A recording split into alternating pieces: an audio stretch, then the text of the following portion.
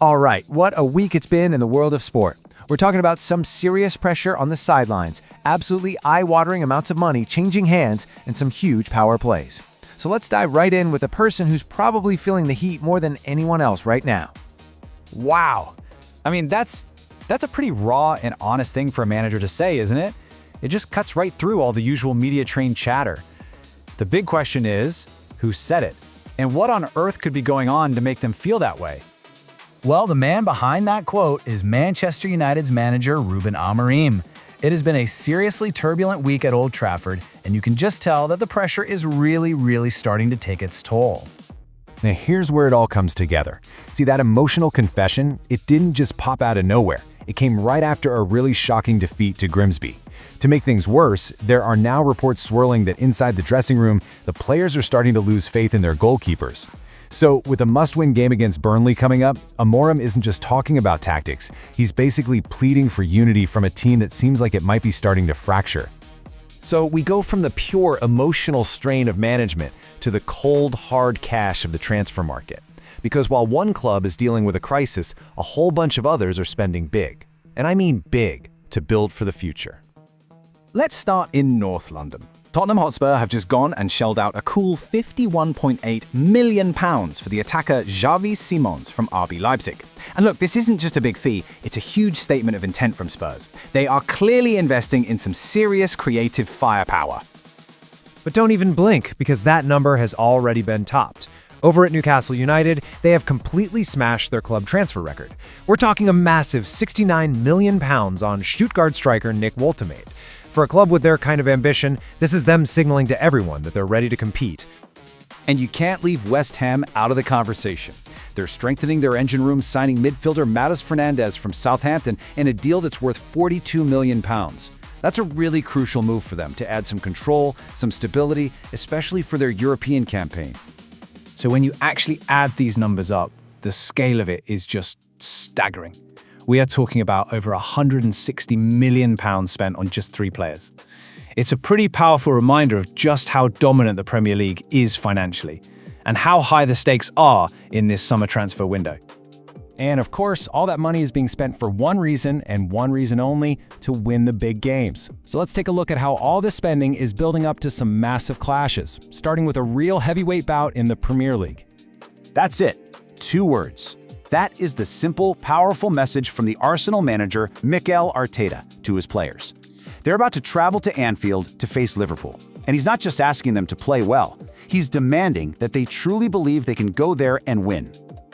And that whole idea of belief is at the heart of a really fascinating debate right now. There are kind of 2 schools of thought on what it'll take for Arsenal to win the title. One side says it's all about firepower, that it all hinges on the new striker. But then you've got pundits like Jamie Carragher who argue the complete opposite. He thinks the foundation, the key to it all, is that defensive wall of Gabriel, Saliba, and the keeper Raya. You know, this theme of intense rivalry, it's not just in football. Let's jump over to Formula One, because the practice sessions for the Dutch Grand Prix were absolutely electric. McLaren's Lando Norris was just flying, but right there on his tail was Aston Martin's Fernando Alonso. After a pretty chaotic session with 2 red flags, the gap between them was tiny. It's setting things up for a thrilling battle over the weekend. Okay, now let's head over to the hard courts of New York. The US Open is in full swing, but honestly, some of the biggest stories and biggest headlines have been made nowhere near a baseline or a net. So on the court, we did get some pretty big results. Britain's Emma Raducanu was unfortunately knocked out by a very dominant Elena Rybakina. And on the men's side, Carlos Alcaraz just looked unstoppable as he powered his way into the next round. But here's the thing. As important as those matches were, that wasn't really the main talking point. There was a much bigger story brewing, one that really sparked a fierce debate across the entire tennis world. And this is at the absolute heart of it. That incredibly powerful statement comes from Naomi Osaka. She was responding to some really controversial comments made by Jelena Ostapenko, and it just ignited a racism storm that for a lot of people has completely overshadowed the actual tennis being played. You know, that kind of controversy, it's a real test of character for the entire sport. And that theme, the idea of testing your spirit, of being resilient when things get tough, it has been a running thread through so many stories this week. I mean, just look at the unbelievable journey of Chris Froome. The 4-time Tour de France champion had a horrifying training crash in France, We're talking multiple major injuries, including a broken back. It was absolutely career-threatening. But after successful emergency surgery, he is now on that long, hard road to recovery, a true testament to human resilience. The national stage brings its own kinds of tests, too. For the England men's football team, the manager Thomas Tuchel has made some huge calls. Marcus Rashford is back in the squad, but in what's a bit of a shock move, Trent Alexander-Arnold has been dropped. And hey, keep an eye out for Nottingham Forest's Elliot Anderson. He could be about to get his very first cap. And it's a very similar story for England's Red Roses rugby team.